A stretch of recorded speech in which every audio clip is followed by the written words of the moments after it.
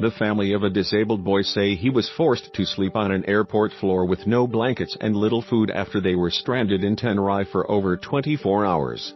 Hundreds of British holidaymakers were hit by flight cancellations following bad weather in the Canary Islands earlier in the week.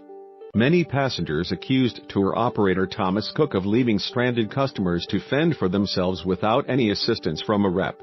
And the Perry family from Brownhills in the West Midlands say they were left in the airport with nowhere else to go after their flight to East Midlands Airport was delayed.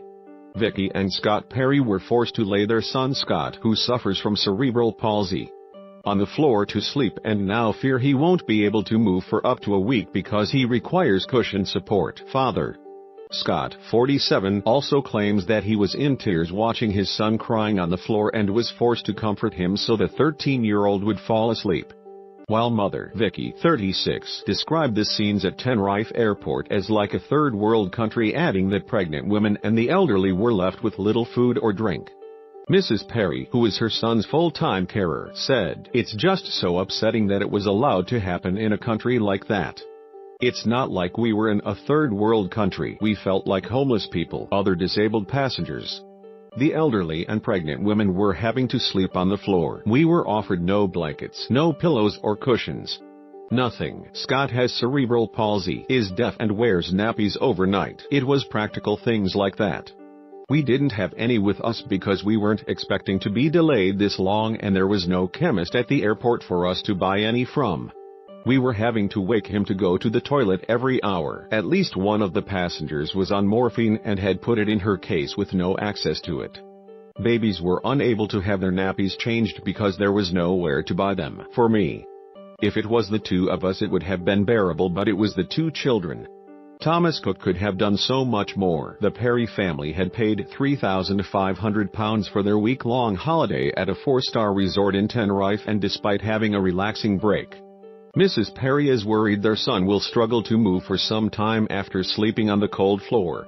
She explained, "I made a bed on the floor for Scott and we had to take him out of the wheelchair. He won't be able to move now for a week.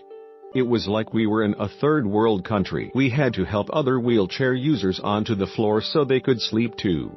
When we told the Thomas Cook rep, she said, "Oh, we didn't realize. We're trying to open the VIP lounge for you.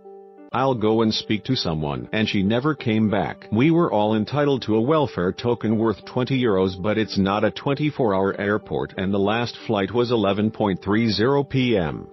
Only the Burger King stayed open and they opened another cafe. At 6 a.m. on Monday our card was topped up with €20, but this time no one was told, so another woman only found out when she went to pay for something." As passengers grew increasingly anxious on the holiday island, they desperately searched online to see if any flights were scheduled to arrive from Tenerife to East Midlands Airport. Some even tried to track the location of the aircraft on their phones as no reps were available. Mr. Perry added, "I could see there was a storm coming and after we checked in no flights were going in or out of the airport. Obviously, we appreciated that it was going to be late because of the rain, but there were no Thomas Cook representatives anywhere. A lot of other travel companies had their reps around and were making announcements over the PA system.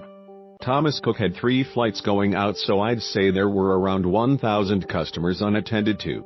Customers were trying to get information from the UK or trying to track the plane online. After 2 hours you are entitled to some sort of welfare token, and Jet2 announced over the PA that its customers could go and collect theirs. We thought, what about us? They were telling us everything was happening behind the scenes. They couldn't get the plane out to the UK and there were no hotels left because all the other flight companies had snapped up the hotels." The family claimed that when reps finally arrived at 11:30 p.m., crowds of concerned travelers surrounded the information desk and desperately sought information. It was then revealed that all the hotels were already booked up by other tour operators, but if customers could find a hotel room, Thomas Cook would reimburse them. Mrs. Perry claims another tourist could only find a room for £247 a night. She said, "Reps arrived at 11:30 p.m. but obviously they were then inundated with customers and we didn't get to speak to any of them directly." At 1:30 am, Thomas Cook then announced the flight was cancelled and if we could get a hotel ourselves they would reimburse us. It was a 2-hour wait for taxis and we needed to be back at the airport for 6 a.m. Somebody else we knew was hoping to get out of the airport into a hotel, but they were charging £274 for a night. That's not affordable when you've just had a holiday. Thomas Cook has since apologized for the clearly unacceptable treatment of their customers and have offered the Perry family £600 in compensation.